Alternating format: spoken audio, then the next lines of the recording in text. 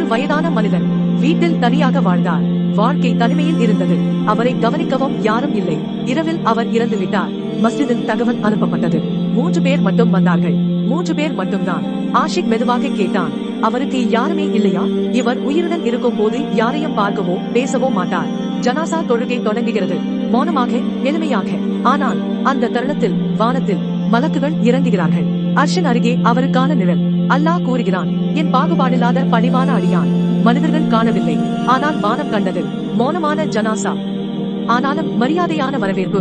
சிறிது நாட்கள் கழித்து ஆஷிக் அவரை பற்றி கேள்விப்படுகிறான்.